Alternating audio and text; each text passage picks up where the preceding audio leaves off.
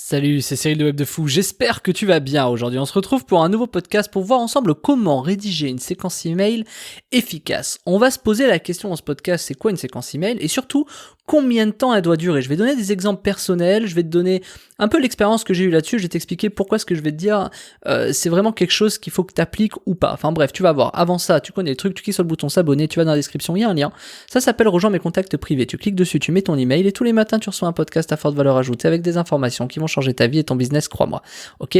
Allez, on y va. Alors attends, juste avant ça, j'ai ouvert un canal Telegram où je te partage plein de choses, des vidéos, des photos, bref, il y a plein de trucs, des trucs que je peux pas mettre dans mes podcasts et pour ça j'ai fait un canal Telegram où on voit plein de choses ensemble. C'est vraiment tous les jours je t'envoie des messages, je te crée du nouveau contenu. Bref, c'est du contenu unique, je t'invite vraiment à y aller. Je t'ai mis le lien dans la description, c'est le nouveau canal Telegram. Tu cliques dessus et tu rejoins le canal. Allez, on y va pour le podcast. Une séquence email efficace, je te donne ma définition, c'est une séquence email qui vend. Voilà. Une page de vente efficace, c'est une page de vente qui vend. Bref. Donc, comment est-ce qu'on fait pour rédiger une séquence email qui vend ? Est-ce que c'est la même chose de rédiger une séquence email qui vend que rédiger un email qui vend ? Ce n'est pas pareil. Je t'explique déjà la différence. Un email qui vend, c'est un email qui est destiné uniquement à une chose, vendre. Une séquence email, la différence, c'est que tu rédiges des petites séquences qui font qu'à la fin ça doit vendre, ou en tout cas au milieu. Mais en gros tu préchauffes les gens, c'est-à-dire tu peux pas vendre sur le premier mail dans une séquence, alors que quand tu envoies un email qui vend, le premier mail, le but c'est de pousser à mort pour que la personne achète, clique sur ton produit et achète. Alors que là, une séquence email, on préchauffe gentiment, on repréchauffe, ça devient tiède, chaud, et là on appuie, tu vois, là, voilà. Et le but c'est quoi ? C'est qu'entre on est froid, ça préchauffe, ça chauffe, et là on appuie, pendant ce temps-là, il y a des gens qui vont s'en aller, mais par contre ceux qui vont rester, c'est eux qui vont acheter. Donc en fait, ils connaissent, tu vois, des gens s'inscrivent, ils te connaissent pas. C'est important qu'ils apprennent à te découvrir et que tu aies une séquence qui permette de vendre. Alors la découverte, c'est pas salut, je m'appelle machin, je fais ça on s'en fout ça. Non, c'est de trouver des petits trucs qui font vraiment la différence. Et pour ça, attends, je t'en parle après. Pour ça, moi j'ai fait la formation, mais c'est pas le sujet. Ce que je veux te dire aujourd'hui, c'est, je vais t'apprendre quelque chose.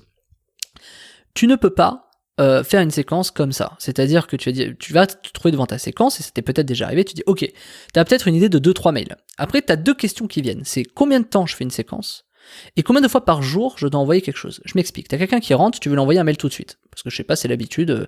Salut, je sais pas, bon voilà. Ok, le mec il rentre. Mais après la question c'est, ok, je rédige un deuxième email. Mais le deuxième email, je fais partir quand ? Je vais partir 1 heure après, 4 heures après, 1 jour après, quand est-ce que je fais partir ? Et quand même tu réponds à cette question, la question qui suit derrière c'est ok, j'envoie peut-être 2 mails par jour, un dès qu'il rentre et un 12 heures après, et je fais ça peut-être pendant, c'est la question, pendant combien de temps ? Je le fais pendant 4 jours, 10 jours, 20 jours, 100 jours ? C'est quoi à quel moment en fait ? Et du coup, je vais te raconter une petite histoire. Moi, en 2014, j'ai créé un truc, on appelait ça les TDC, on appelait ça les tunnels de conversion à l'époque. Et j'ai découvert un petit hack, enfin c'est pas un hack, mais tu vas avoir une petite astuce qui va te permettre de te poser et de décider combien de temps doit durer une séquence.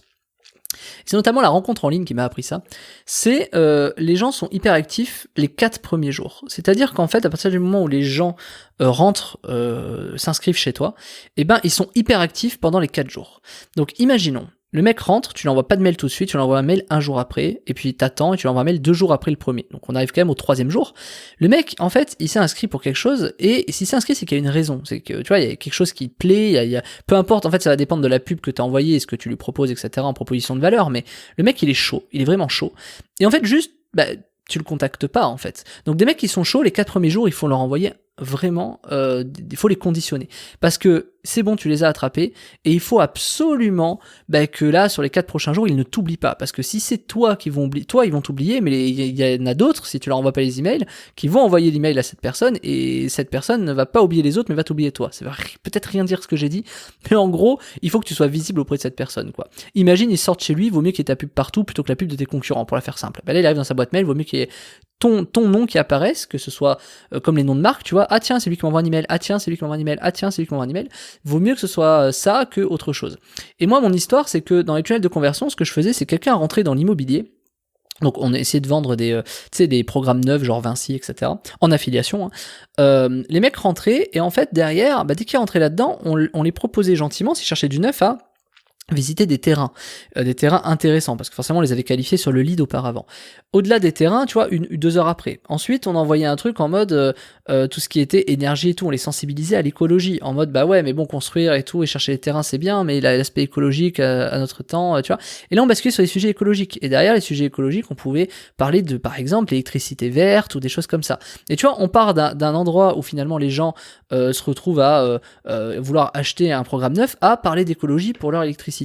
Donc c'est pour te dire quoi, qu'il y a des sortes de conditionnements comme ça, qui faisaient qu'à la fin, les gens adhéraient à des programmes d'écologie, à d'électricité verte, on prenait nous une belle commission, alors que de base ils rentraient pour de l'immobilier. On appelait ça des tunnels de conversion, puisque en fait, on leur envoyait des emails comme ça, tu sais, à J+1, etc. Donc c'était le début à l'époque, hein, c'était en 2013-2014, c'était le début de ces comment on appelait ça, nous on appelait ça les tunnels de conversion à l'époque, mais je sais plus le nom que ça avait à l'époque, bref, ça s'est transformé en mode, ça s'appelle maintenant des autorépondeurs.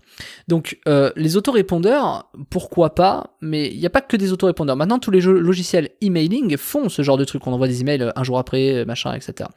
Donc, en fait, ce qu'il faut comprendre, c'est que l'idée, ce n'est plus, c'est pas de te dire de basculer d'un programme neuf à de l'écologie.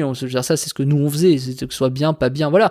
Mais on aurait pu basculer sur de la défisque, tu vois. Enfin, est-ce qu'on était obligé de basculer? On aurait pu rester, par exemple, sur du programme neuf. Mais quelqu'un qui va acheter un programme neuf, on peut lui envoyer un maximum de programmes neufs. Mais donc, à ce moment-là, ça s'appelle de l'affiliation. Donc, qu'est-ce qu'on fait dans un cas comme ça? Qu'est-ce qu'on rédige? Voilà. Le truc que je te dis aujourd'hui, c'est que les 4 premiers jours, il faut absolument que tu appuies. Donc il faut que le mec il soit au maximum informé des choses. Tu peux proposer d'autres valeurs. Par exemple, tu te rappelles, je suis sûr que tu as déjà entendu ça. Oui, il faut proposer 3 vidéos gratuites et à la fin tu pousses ton produit. Tu connais ça, tu sais par exemple si tu veux vendre, il faut que le mec s'inscrive, tu lui proposes 3 vidéos gratuites et à la fin ton produit.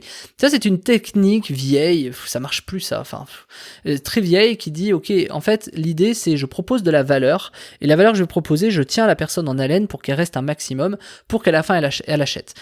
Pourquoi pas? Moi, je te dis ce que ça veut dire concrètement. Ça veut dire qu'il faut que tu fasses des vidéos au contraire, ou des trucs, tu vois, c'est pas ça. Ça veut dire qu'il y a une proposition de valeur qui tient en haleine les gens, qui permettent derrière de pousser ton produit.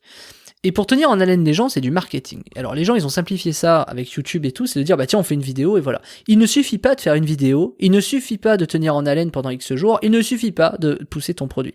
Si tu fais ça de manière aussi lambda que je suis en train de te le dire, t'es foutu. C'est-à-dire, tu vas pas forcément être rentable et ça va pas être bon. Parce qu'il y a des choses qui sont beaucoup plus pertinentes à faire. Il y a du marketing social, faut parler aux gens de manière particulière, faut employer des techniques pour vendre de manière intéressante, etc. Ce que je veux dire, c'est que tu ne peux pas arriver comme ça et pousser ton produit. Je veux dire, le mec, tu te rappelles l'époque où il y avait des vidéos gratuites où à la fin ils vendaient les produits. Je veux dire, plus personne aujourd'hui les taux de vente de ça deviennent pourris. D'ailleurs, qu'est-ce qui se passe depuis? T'en reçois plus trop des trucs comme ça, tu vois, les vidéos, etc. Et parce qu'en fait, les gens n'ont pas su, ils ont copié-collé des systèmes. Et c'est toujours le problème des gens, c'est qu'ils pensent qu'il suffit de copier un système. Tiens, un système de vidéo pendant 3 vidéos gratuites, une vidéo payante et je le fais. Les gens ne comprennent pas l'impact marketing d'un système comme ça. Je te le donne en 1000. L'impact marketing, c'est quoi? T'as quelqu'un qui rentre pour une raison, parce que t'as proposé une valeur. Cette raison, il faut lui donner tout de suite à la personne. Comme ça, tu vas la satisfaire. Comme une croquette à un chien, c'est bête à dire, mais en fait, c'est pour booster la dopamine, hein, pour te parler en langage marketo-scientifico. Il faut booster la dopamine, la récompense. Ok, le mec doit être content de cette récompense. Quand il est content de cette récompense, tout de suite après, tu lui en remets une couche avec une deuxième récompense. Le mec est content. Pense à un gosse à Noël. Un gosse à Noël, il est là, et c'est les cadeaux. Je suis sûr que t'as déjà vécu un Noël, tant pis si c'est pas le cas, mais je veux dire, je suis sûr que t'as déjà vécu un Noël où t'avais un enchaînement de super cadeaux. Mais t'as aussi eu l'inverse, l'enchaînement de cadeaux pourris, tu vois, quand t'étais gosse. Je crois qu'on a tous un peu vécu ça. Et c'est exactement ce système, en fait, qu'il faut reproduire. C'est pourquoi le gosse est content de recevoir ses cadeaux. Parce que c'est quelque chose qu'il a voulu, parce que c'est quelque chose qu'il a vu dans une pub, tu vois l'idée, parce que c'est quelque chose qu'il sait qu'il a besoin ou qui va satisfaire son envie. Donc si tu arrives à créer une séquence comme ça en disant que l'expérience c'est de reproduire, mon leitmotiv à chaque fois c'est ça, pour décider un peu des stratégies, c'est comment je fais pour que le mec se sente comme à Noël quand il était gamin. C'est un peu ça l'idée, ça c'est l'idée de base. Maintenant comment est-ce qu'on fait ça dans une séquence email et qu'est-ce qu'on met en place pour que l'expérience utilisateur soit unique et que la personne puisse acheter à la fin et être certain que notre séquence email, peu importe le coût du lead, soit hyper rentable, ça je te l'ai mis dans une formation qui s'appelle comment faire une séquence email automatisée 100% rentable et c'est dispo tout de suite, c'est dans la description, ça s'appelle comment faire une séquence email automatisée 100% rentable, c'est marqué en dessous, c'est dans le lien, tu cliques dessus et puis c'est juste après. Tu vas apprendre comment on peut conditionner des gens à faire en sorte qu'ils achètent de manière colossale, des taux qui sont colossaux. Je te montre même des exemples que moi j'ai fait. D'accord? Même des exemples sur Web de Fou, je vais te montrer les stats, des exemples dans mes autres produits où je vais te montrer quelles sont les stats que j'ai pu avoir. Enfin, je t'ai mis plein de trucs. Quelles sont les séquences que j'utilise. Je t'explique comment j'en suis arrivé là, ce que tu peux faire, comment tu peux l'appliquer dans ton business, comment tu vas être autonome pour faire ça. Et tu vas voir qu'en fait, on rédige pas tant de mails que ça, mais que ce qu'on va rédiger, l'impact marketing et psychologique est tellement puissant que c'est hyper rentable. Donc, je te laisse découvrir ça en cliquant en dessous. Ça s'appelle Comment faire une séquence email automatisée 100% rentable. C'est en dessous, tu cliques dessus, on se rejoint de l'autre côté. Je te dis à tout de suite, mon cher Martin.